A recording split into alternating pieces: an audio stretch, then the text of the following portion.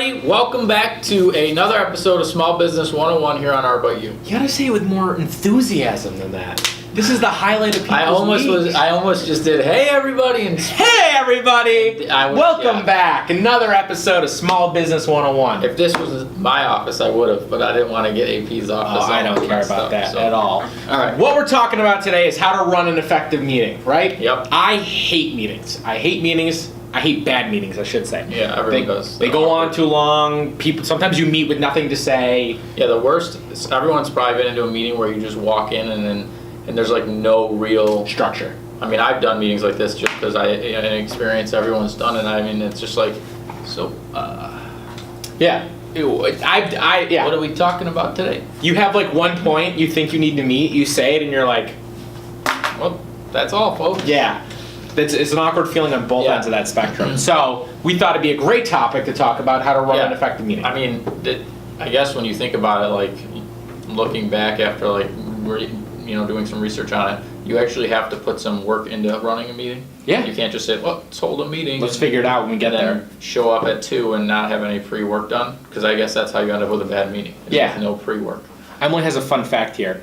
Businesses hold 11 million formal business meetings each day and waste 37 billion in lost productivity due to pointless meetings each year. Yeah. Crazy. Yeah. That's a huge waste. That's a great fact, Emily. Claire Hughes Johnson, Very good. COO of Stripe. Yeah. Big fan of hers. She did a TED Talk. She's probably watching this. Watched a couple videos on her. But yeah, so she does she has a video on running an effective staff meeting, and some of the things that she says in there are really good points, and it basically goes down to how you need to, have groundwork set for your meeting. You need to have rules for meetings, and some of the things that she talks about are, before your meeting, basically, what is the purpose of this meeting? Are you making a decision in this meeting? Are you just getting everybody on the same page in this meeting? What's exactly happening? And then That's a good tip. determining not only that, but so let's say it's a decisional meeting, you're going to then have to figure out what type of decision is this going to be. Am I making this decision?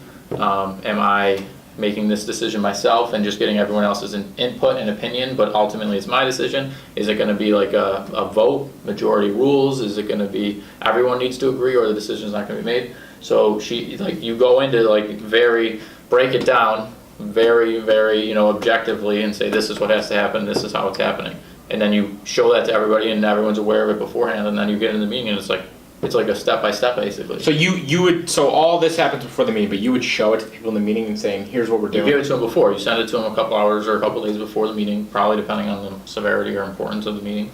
And then, because then it's like you have this going into hand. You're like, if you go into a meeting and it's like, okay, Emily is making a decision on what topic we're running for our Small Business 101 episode, but she wants to pick our brains on it. A meeting about a meeting. Right? So that's, Inception. So that's, but we'll link the video, or videos. Oh, the TED Talk? Yeah, because I think that's going to be way more informative we watched it Friday. than what, we're talking about. But but there's some other things too, some other concepts that I've read and pulled in. So I think it was, I don't know if this is true, but there's the 2 pizza rule. Oh, that's Jeff Bezos' rule. Yeah, I thought it was him or Elon. Jeff Bezos. If you can't have a meeting with more people than 2 boxes of pizza can feed. So I'd narrow that down to 1. Yeah, I would say even 1. I mean, I don't know what kind of pizza they got. We get 2 boxes of pizza on Fridays, right? That feeds 30-something everybody people. Here. So yeah, so too many people. Well, I think when you become Amazon, right? So they have millions of employees. Right. Yeah. So 2 boxes is probably small to them. Where we're like, shit, 2 boxes. Yeah, but for normal, typical daily meetings, I'd say small. Half a pizza, 1 piece. Keep it small. If somebody make them fight over it.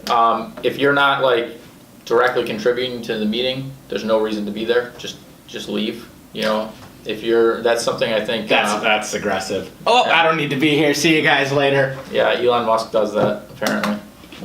He also smokes weed in his interviews. Yeah, but he said before he went off the deep end. Yeah, he said that basically if somebody's in a meeting and they're not directly contributing, they shouldn't be there, which makes complete sense. There's no point in wasting that resource. Yeah. If you just get up and walk out in the middle of the meeting, I guess you could. That's really blunt and rude, but maybe it's proving the point. So I'm done with this video.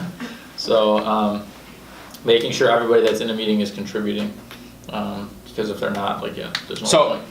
this If is you're running, well, sorry. Yeah, no, go ahead, you go ahead. If you're running, if you're the person in charge, that's another thing that who's in charge of the meeting, who's responsible for running it, right? It doesn't necessarily have to be the person making the decision, it can just be anyone who's best at doing that, who's responsible for running the meeting, and that person then should be responsible for making sure everybody in the meeting is engaged and is participating. And if you are the one running the meeting and you see, let's say you're just sitting there not saying anything, right, and you're just, That's what I was gonna say. like, if I'm running the meeting and you're just sitting there, we're talking for 30 minutes and you just haven't said anything, I need to Call me engage out. you. Yeah, I need to call you out. love that tip in here.